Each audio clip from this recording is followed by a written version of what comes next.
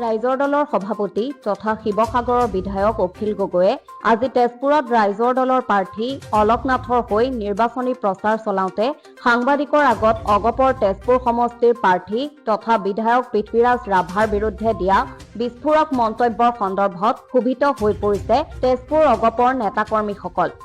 আজি অগপ দলৰ তেজপুৰ বিধান ছাত্ৰ পৰিষদ আৰু তেজপুৰ বিধান যুৱ পৰিষদৰ তৰফৰ পৰা পৃথকভাৱে তেজপুৰ সদৰ আৰক্ষী থানাত অখিল গগৈৰ বিৰুদ্ধে এজাহাৰ দাখিল কৰিছে।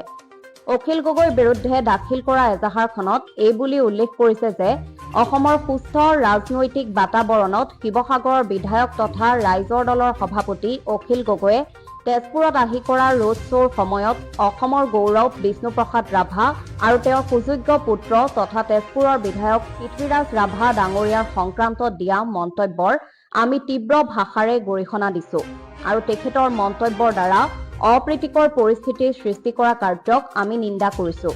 সাম্প্ৰদায়িক বিষবাষ্প বিয়পাবৰ বাবে চেষ্টা কৰা অখিল গগৈক আমি সকীয়াই দিব বিচাৰিছো যে তেওঁ যাতে দুনাই তেজপুৰলৈ আহি এনে মন্তব্য প্ৰকাশ নকৰে।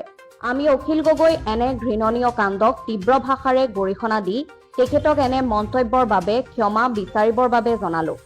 উল্লেখ্য যে তেজপুৰ সদৰ থানাত অখিল গগৈৰ বিৰুদ্ধে এজাহাৰ দাখিল কৰাৰ পিছত তেজপুৰ বিধান ছাত্ৰ পৰিষদ আৰু তেজপুৰ বিধান যুৱ পৰিষদৰ নেতৃবৃন্দই সাংবাদিকৰ আগত এনেদৰে কয়। শিৱসাগৰৰ বিধায়ক তথা ৰাইজৰ দলৰ অখিল গগৈয়ে তেজপুৰত আহি পেলাই তেখেতে ৰোড শ্ব' কৰাৰ সময়ত এটা বৰ তাৎপৰ্যপূৰ্ণ আৰু এক নিন্দনীয় মন্তব্য তেওঁ আগবঢ়াই থৈ যায়। নিজকে ফ্ৰাষ্ট্ৰেশ্যনত ভোগা অখিল গগৈ ইতিমধ্যে তেখেতে মানসিকভাৱে নিজৰ সকলো বুদ্ধি জ্ঞান তেওঁ হেৰুৱাই পেলাইছে। তেজপুৰ এটা সুস্থ ৰাজনৈতিক বাতাবৰণেৰে সৃষ্ট এটা সমষ্টি, যিটো সমষ্টিত বিৰোধী আৰু শাসক সকলো মিলিত হৈ পেলাই নিৰ্বাচনত অৱতীৰ্ণ হৈছে আৰু শাসক বিৰোধীৰ মাজত এক সুস্থ ৰাজনৈতিক পৰিৱেশ সৃষ্টি হৈ আছে। এনে পৰিৱেশৰ মাজত যেতিয়া অখিল গগৈ আহি পেলাই তেজপুৰত বিৰূপ মন্তব্য আগবঢ়াইছে, এই মন্তব্যক আমি অসম ছাত্ৰ পৰিষদ আৰু অসম যুৱ পৰিষদে তীব্ৰ ভাষাৰে গৰিহণা দিছোঁ। অখিল গগৈক আমি তেজপুৰীয়া হিচাপে সকীয়াই দিব বিচাৰিছোঁ যে তেখেতে তেজপুৰত আহি পেলাই এনেধৰণৰ তলুৱা এনেধৰণৰ পাতল মন্তব্য যাতে তেখেতে দ্বিতীয়বাৰ নিদিয়ে। আৰু আমি অখিল গগৈক এই সংবাদ মাধ্যমৰ যোগেদি তেওঁক আমি আহ্বান জনাইছোঁ, তেওঁক আমি দাবী জনাইছোঁ যে তেখেতে তেজপুৰৰ বিধায়ক তথা কলাগুৰু বিষ্ণুপ্ৰসাদ ৰাভাদেৱৰ পুত্ৰ পৃথ্বীৰাজ ৰাভা ডাঙৰীয়াৰ ওচৰত ক্ষমা বিচাৰিব লাগিব। আৰু তেখেতৰ লগতে তেখেতৰ দলৰ যিজন প্ৰক্ষেপিত প্ৰাৰ্থী তেখেতেও বিষ্ণুপ্ৰসাদ ৰাভাৰ সুযোগ্য সন্তান পৃথ্বীৰাজ ৰাভাৰ ওচৰত তেওঁ ক্ষমা বিচাৰিব লাগিব। এজন সুস্থ সামাজিকভাৱে নিজকে প্ৰতিষ্ঠিত বুলি জহাই ফুৰা অখিল গগৈৰ ফ্ৰাষ্ট্ৰেশ্যন আমি দেখা পাইছোঁ। অসমৰ বিভিন্ন চুকে কোণে তেওঁলোকে যি প্ৰাৰ্থী প্ৰক্ষেপ কৰিছে, এজনো প্ৰাৰ্থী এইবাৰ অসম বিধানসভালৈ নিৰ্বাচিত নহয় বুলি তেওঁ ইতিমধ্যে গম পাইছে। তেওঁ ফ্ৰাষ্ট্ৰেশ্যনত ভুগিছে, তেওঁ মানসিকভাৱে কিছু বিসংগতি ঘটিছে। আমি তেখেতক তেজপুৰলৈ আহিবৰ কাৰণে অনুৰোধ জনাইছোঁ। মানসিক চিকিৎসা মহাবিদ্যালয়ত আহি তেখেতে যাতে তেখেতৰ ৰোগৰ এক চিকিৎসা কৰে, আমি সেইটো অনুৰোধ জনাইছোঁ আৰু দাবী জনাইছোঁ। স্পষ্ট ভাষাৰে কৈছোঁ, অখিল গগৈয়ে ক্ষমা খুজিব লাগিব।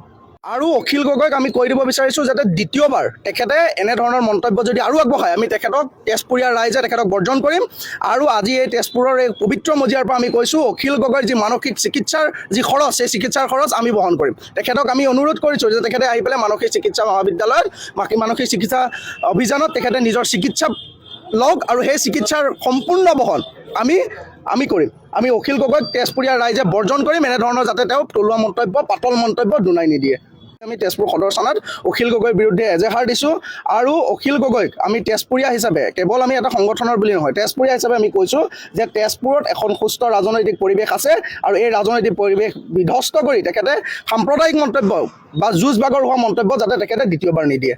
ইপিনে আজি অখিল গগৈয়ে সাংবাদিকৰ আগত দিয়া মন্তব্যক কেন্দ্ৰ কৰি তীব্ৰ প্ৰতিক্ৰিয়া প্ৰকাশ কৰিছে তেজপুৰৰ বিধায়ক তথা অগপ দলৰ প্ৰাৰ্থী পৃথ্বীৰাজ ৰাভাই।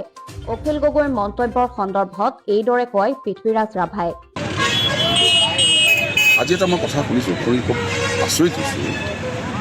ৰাইজৰ দলৰ হৈ ৰাইজৰ দলৰ এজন নেতা অখিল গগৈ ডাঙৰীয়াই তাত কৈছে যে মই পৃথ্বীৰাজ ৰাভা ফাৰ্ষ্ট ক্লাছ স্থানত